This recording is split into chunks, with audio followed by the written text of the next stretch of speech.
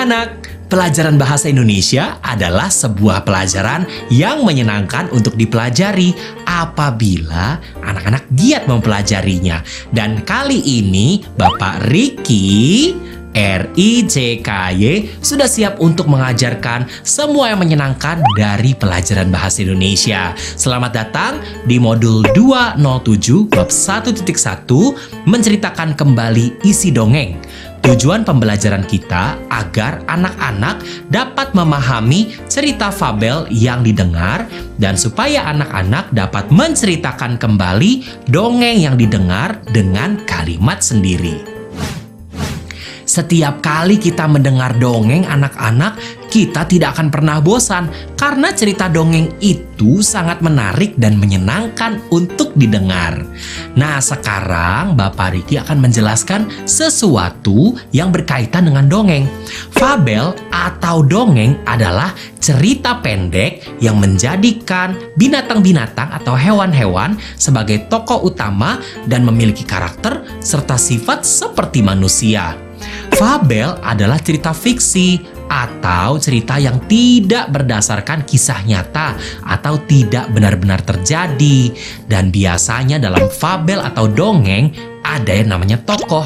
Tokoh dalam dongeng fabel adalah nama hewan yang disebutkan dalam cerita. Misalnya kura-kura, kelinci, monyet, harimau, dan hewan-hewan lainnya. Berikutnya ada yang namanya karakter anak-anak. Karakter dalam dongeng fabel adalah sifat yang ditunjukkan atau dimiliki oleh tokoh-tokoh dalam cerita. Biasanya ada sifat yang baik seperti sabar, rajin, dan lain-lain. Tapi ada juga sifat-sifat yang kurang baik seperti malas, sombong, dan lain-lain. Berikutnya ada yang namanya latar dalam dongeng fabel. Latar dalam dongeng fabel adalah latar tempat. Kalau latar tempat berarti suasana dalam cerita atau tempat di cerita tersebut. Misalnya hutan, di pinggir sungai, gunung, dan lain-lain. Berikutnya latar waktu. Latar waktu menunjukkan keterangan waktu. Contohnya siang, malam, ataupun pagi hari. Lalu berikutnya adalah amanat. Amanat dalam dongeng fabel adalah pesan yang terkandung dalam cerita. Contohnya harus selalu jujur dan tidak boleh sombong.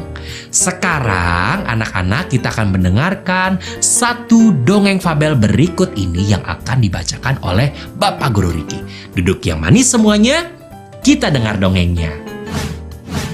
Dongengnya berjudul Rusa dan Tupai. Pada suatu hari di hutan Amaska, seekor rusa jantan bertanduk bercabang-cabang berjalan sambil mencari makanan dan mengumpulkannya untuk disimpan karena musim dingin segera akan tiba. Di tengah perjalanan, rusa berteduh dan beristirahat di bawah sebuah pohon. Tidak lama kemudian, seekor tupai turun dari pohon tersebut untuk bertemu rusa. Tupai memberi salam, tetapi rusa tidak mempedulikan tupai dengan angkuhnya. Rusa mengejek tupai karena tupai cuma bisa berlarian dan berlompatan di atas pohon. Tetapi tupai hanya tersenyum dan tidak marah, tetap sukacita dan bermain di atas pohon. Tiba-tiba terdengar suara dari jauh dan makin mendekat. Ternyata ada seorang pemburu yang memburu rusa dan babi hutan. Rusa takut dan panik. Untuk melarikan diri sudah tidak ada jalan. Rusa lalu melihat ke atas. Ternyata tupai sudah tidak ada. Rusa berpikir, pasti tupai sudah lari menyelamatkan diri. Tetapi ternyata tupai tidak melarikan diri. Tupai ingin menolong rusa. Tupai dengan cepat melompat dari pohon ke pohon. Ketika pemburu sudah mau menembak rusa, tupai melompat ke arah pemburu. Pemburu sangat kaget, lalu menjatuhkan senapannya dan roboh ke tanah. Lalu rusa lari sekencang mungkin dan menghilang ke tempat persembunyian. Pada keesokan harinya, rusa datang mencari tupai untuk meminta maaf dan berterima kasih atas pertolongan tupai. Dan sejak saat itu mereka menjadi teman. Kita dapat menceritakan kembali dongeng yang tadi anak-anak dengan kalimat kita sendiri loh. Bagaimana caranya? Seperti ini. Di hutan Amaska ada seekor rusa yang mencari makanan untuk persiapan musim dingin. Rusa bertemu tupai dan tupai sangat senang ingin berteman dengan rusa. Tetapi rusa mempunyai sifat angkuh dan mengacuhkan tupai dan mengejek bahwa tupai hanya bisa berlarian dan berlompat di atas pohon. Suatu hari, tupai yang baik dan suka menolong menyelamatkan rusa tersebut dengan melompat ke pemburu dari atas pohon sehingga rusa selamat. Rusa meminta maaf dan berterima kasih kepada tupai yang sudah menyelamatkannya dari pemburu. Sejak saat itu, rusa dan tupai berteman baik. Seperti itu caranya kalau kita ingin menceritakan kembali sebuah dongeng yang sudah kita baca. Sekarang, Bapak Guru Riki ingin bertanya sama anak-anak.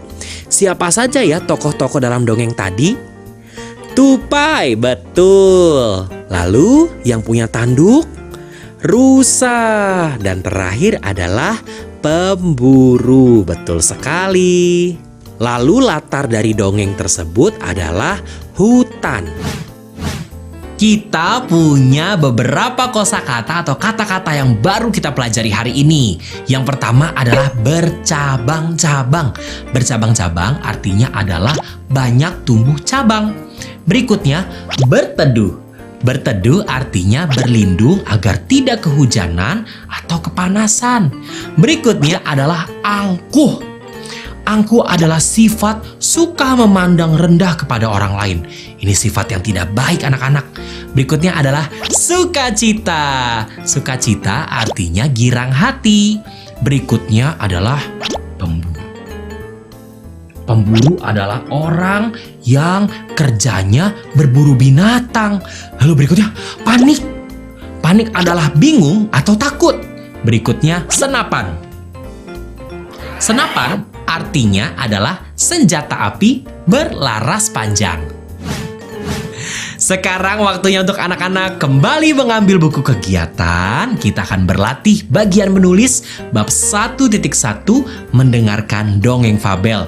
Selamat mengerjakan latihannya. Semoga semuanya semakin pintar. Semangat!